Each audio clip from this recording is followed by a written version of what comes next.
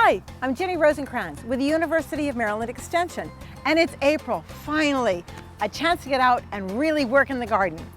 Some people say that they play in the garden. I know I always play in the garden, but I'm also working too. So what I'm doing is I'm going to go ahead and work with this garden. This is one that we did a couple years ago, and it has evolved like all gardens evolved. Some things have done really well. Some things the snow has smushed to the point where we probably will go ahead and remove it. And we're going to go ahead and see if we can make this more pollinator friendly. So join me as we go ahead and create a new pollinator garden within this garden right here on Delmarva Gardens, right here on Pack 14.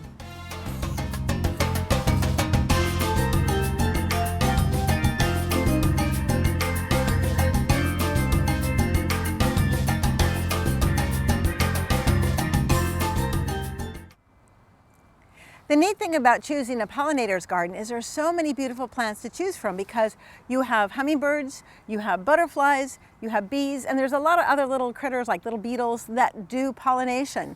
And they're all fascinating to watch as they visit the garden and fly around and visit plant to plant. So I wanted to share a couple of ones that you can get in your garden that you can get this time of year. And I'm just telling you, it's just this time of year because there's a lot of things that can be bought later on in the summertime as the garden centers get fuller. But starting out with, I'm going to start with the butterfly bush. Now this is not a native plant, and obviously there's no flowers on it yet. But when this is in flower, it is a wonderful pollinator plant. You do have to decide though how large it's going to be for your garden. This one is going to be way too big for this garden. This gets to be 4 feet wide by about 4 to 6 feet high. Way too big, but it's still a chance to kind of look at a plant to go, interesting, we could probably do this. Now these guys right here, these beautiful blue spikes, I love these. This is a salvia. It's Salvia May Night, and they bloom from the bottom of the plant to the top of the plant. So the top of the plant's always a lighter green, and the bottom of the plant is always beautiful, full of gorgeous lavender blue flowers. Now what's nice about this is that the pollinators have a chance to go ahead and visit, and they don't have to fly real far. And that's important because the pollinators utilize an awful lot of energy going from flowers to a lot of other places, and you don't want to have them having to spend a lot of time flying. You want to have them come to the garden and just enjoy them. So this is an awesome one too. Now I've got a daisy. I love daisies, and daisies are also really easy. The bright white petals are actually sterile. There's no pollen with that one, but it kind of says to the pollinators, hey guys, here's the flower, and I love that. So the bright yellow center is full of the little flowers, or the flowers that are full of nectar and pollen. And it kind of gives them a table where they can sit down, rest, and have a smorgasbord. It's fabulous. The one in front is a type of daisy-like plant also. It's bright yellow, and again, the same thing. It can go ahead and be full of different pollinators, especially bees, because they have very tiny tongues, whereas the butterflies have a long proboscis or a tongue, which is kind of nice. Now in front, I have a whole bunch of little teeny daisy-like plants. These are ice plants, and since the sun has come up, they are all in full bloom, which is so neat. And these do bloom pretty much all through the summer, which is very unusual for herbaceous perennial. They're also very drought tolerant, and I think that in this sandy soil, this may be a perfect garden plant. It comes in bright red, it comes in yellow, there's white and there's orange, and they're just so full of color, which is nice. In the late afternoon, they close up, and then in the morning, they open back up again. So that's really nice. Now, this pink one right here is a pink phlox. Now that is a native plant and does beautifully in Maryland. The one thing you have to keep in mind though is that it only blooms in the springtime. So you have to decide, is this something you want to spend a lot of them on in a tiny garden, or just maybe have one, or maybe go with something that blooms a little bit more? It's, you know, it's one of those questions that you have to ask yourself and then decide. Now this little guy here is a geum, and it's G-E-U-M, very strange looking name, but it's a cute little daisy-like plant. This one is very small. I think that they do get taller, but it's nice and delicate, and I think that it would fit in nicely with a tiny garden because it doesn't get huge. It does get to be about a foot wide and about 1.5 feet tall, and then the flowers get another foot taller. But it's light and delicate. It's not overpowering, which is something you want to look for in a small garden. Now right in front here, These are the scabiosa or the pincushion flowers. And if you take a look at the flower, it does look like an old-fashioned pincushion. And once again, it has that wonderful table where all the butterflies can go ahead and light and have a smorgasbord of yummy food, which is super. That's exactly what they need. Let's see. Oh, and over here we have another shrub. Now this is an abelia, and I chose this one because the foliage is not just green, it's green and gold variegated. So even when it's not in flower, it's still very, very pretty.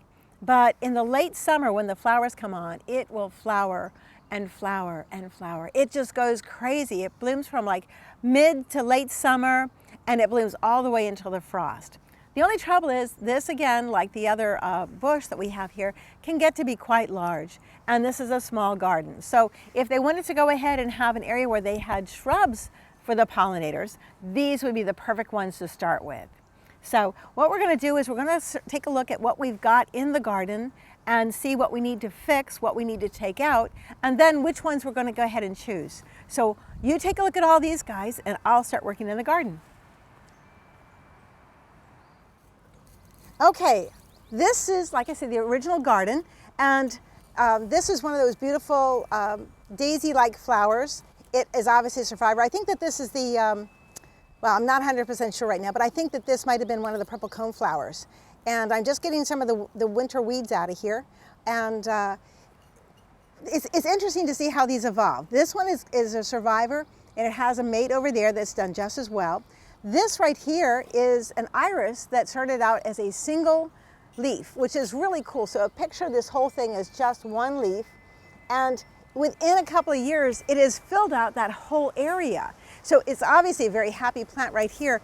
This, though, is almost ready to be transplanted. So my suggestion to the homeowner, let it bloom this year, and as soon as it finishes blooming, you know what color it is, and go ahead, dig it up and separate it. Replant only the good part, the rhizome, which is like a modified stem, so it has to stay above the ground, and then share it with all your friends. These are tag-along or giveaway plants. That's one reason why so many people have them, because they are perfect for sharing. So we're going to keep that. Now this is an ornamental grass, and it's okay. It did a lot of really good things for a while, but it's one of those things that it's not needed in this garden right now, so we're going to go ahead and get rid of it. Whereas over here, we planted this blue star juniper, and what happened is the snow came down off of their porch and it actually crushed this plant. So we're going to go ahead and get rid of this. And that will open up the garden here for a lot more plants that we can go ahead and have. In front is one of my favorite. It is a carnation, and you take a look, it's got some brown, and that's winter kill, that's not a problem, but look at all this beautiful green. And notice how it's cascaded over. I love that look. So I was thinking, how much should I clean up? And I'm thinking, not that much. What I'm gonna do is just go ahead and get some of the brown out of here. And see, if you get the brown out, you can notice that underneath, see how there's a lot of green right there? Isn't that wonderful? These plants are such survivors. So I'm just gonna go ahead and clean that out, and there's some more green, a lot more green. This is so pretty. So this will start blooming pretty soon also. So the other thing we have in this garden is an aucuba, and that's a plant that was given to the family by some friends. So it's kind of a memory plant. We're gonna go ahead and leave that one too. And then there's some other plants over there that we're gonna leave. So what we're gonna do now is dig up this and this. We're not really gonna save them because this one really is pretty much toast. And then we'll go ahead and plant something good.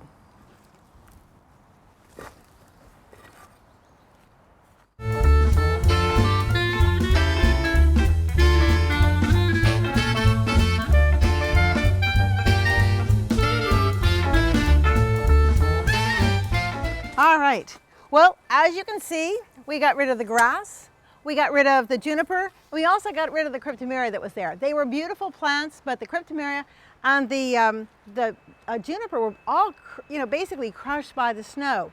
Now, we don't get snow a lot every year, but when we do have snow, it can really damage plants.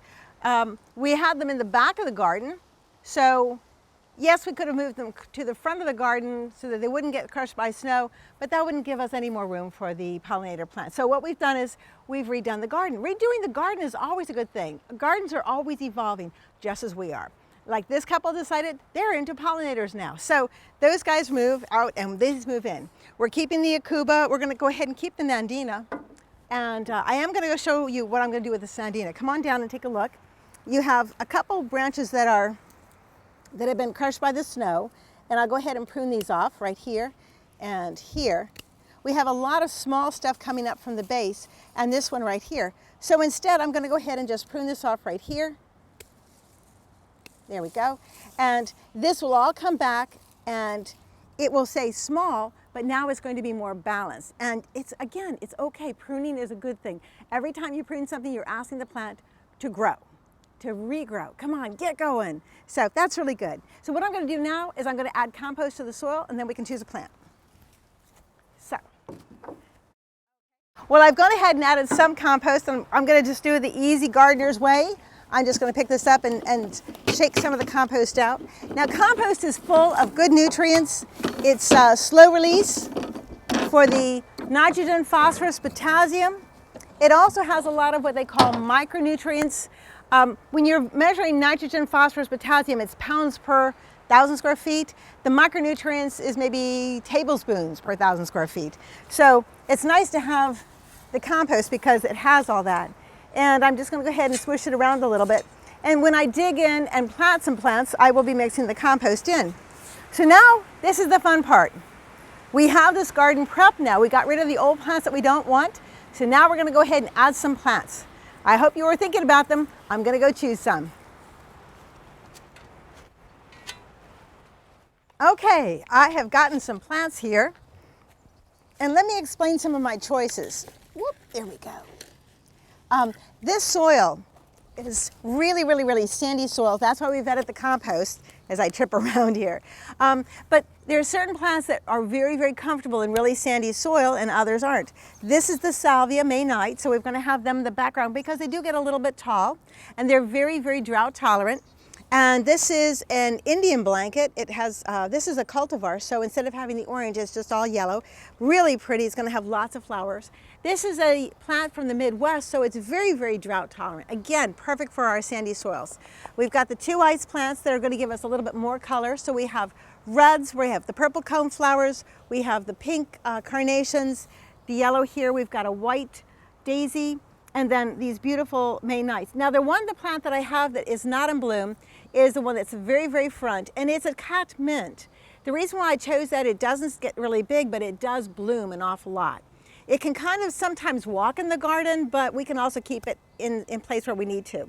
So I've got the plants spaced out the way I want it. We've got the approval from the homeowners of the colors that we have, and all of these plants are the ones that I think will do the very best in our really sandy soil. So what do I need now? I need to go ahead and get a shovel so we can go ahead and dig them in. And I need to get some water so I can go ahead and plant them in. So we're going to go ahead and get started on that.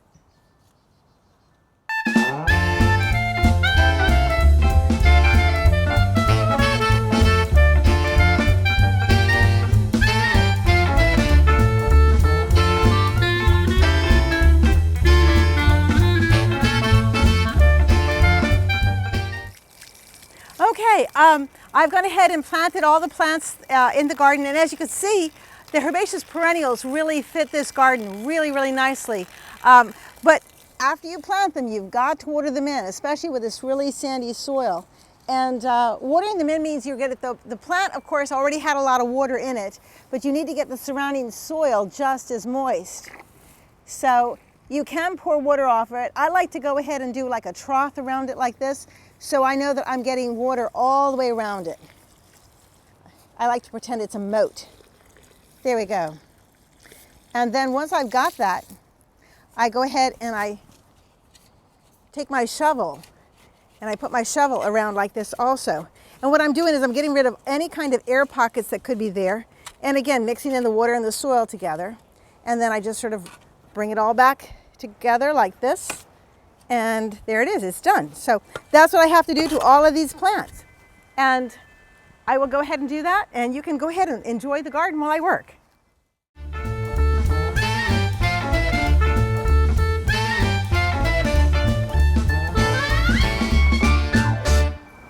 Well, the garden has been transformed, and I think for the better. The plants that were damaged by the snow have been removed, and all these herbaceous perennials will be dormant at the time when the snow load comes down, so they won't be a problem at all. And I think with all the color and the different perennials that we've chosen, the pollinators will flock to this garden, and I think the homeowners will be very thrilled with it. And I hope you guys have enjoyed learning how to plant a pollinator's garden and learning how to actually plant a plant like this and water it in. So I've enjoyed working in this garden. I hope you have too. Thank you for joining me on Delmarva Gardens right here on Pack 14.